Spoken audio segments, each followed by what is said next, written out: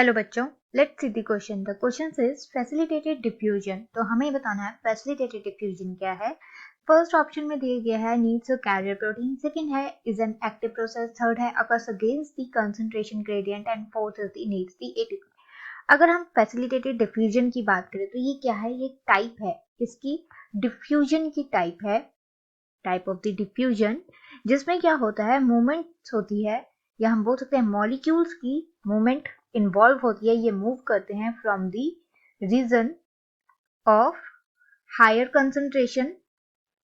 Concentration area से जो है मॉलिक्यूल मूव करते हैं into the lower concentration area में ये मूव करेंगे या रीजन में मूव करेंगे। और ये जो डिफ्यूजन होती है ये असिस्ट होती है बाय कैरियर, मतलब कि यहाँ पे कैरियर प्रोटीन जो है मॉलिक्यूल्स की डिफ्यूजन करेंगे from higher concentration to its lower concentration. तो ये एक तरह की क्या है, पैसिव मूवमेंट है या पैसिव डिफ्यूजन है, जिसमें मॉलिक्यूल जो है कंसंट्रेशन के अलोंग चलते हैं और यहाँ पे सिलेक्टिव प्रोसेस होती है, सिलेक्टिव प्रोसेस होगी।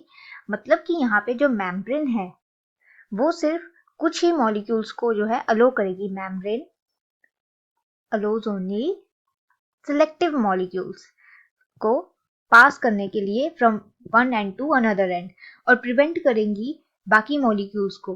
तो यहाँ पे क्या होगा, लिविंग सिस्टम की अगर हम बात करें तो जो लिपिड बेस्ड मेम्ब्रेन होती है, लिपिड बेस्ड मेम्ब्रेन जिसे हम सेल मेम्ब्रेन भी बोल सकते हैं, वो क्रिएट करती है कंपार्टमेंट जो कि अलो करती है मूवमेंट ऑफ दी, या फिर बोल सकते हैं transport of the selective molecules या selective ions from one end to another end। और यहाँ पे ये जो आयंस होंगे, सिलेक्टिव कंसंट्रेशन जो होगी वाटर सॉल्युबल सब्सटेंसेस की होगी।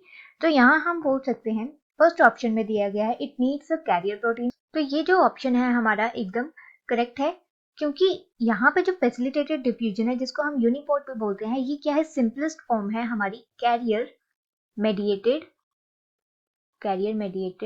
डिफ्यूजन की एक सिंपलेस्ट फॉर्म है, जहाँ पे कैरियर प्रोटीन जो है लार्ज जो हाइड्रोफोबिक मॉलिक्यूल्स है like the sugar, amino acids, organic acids, उनको अक्रॉस द सेल मेम्ब्रेन जो है ट्रांसपोर्ट करेगी। तो ये ऑप्शन हमारा करेक्ट होगा। सेकंड में बोला गया है इज एन एक्टिव प्रोसेस, तो ये गलत है क्योंकि एक्टिव ट्रांसपोर्ट में यूज होगा जिसमें एटीपी रिक्वायर होगी। देन थर्ड दिया गया है occurs against the concentration gradient. तो हमने देखा ये कंसंट्रेशन ग्रेडियंट के अगेंस्ट नहीं जाता, ये जाता है अक्रॉस दी कंसंट्रेशन या बोल सकते हैं अलोंग दी कंसंट्रेशन ग्रेडियंट।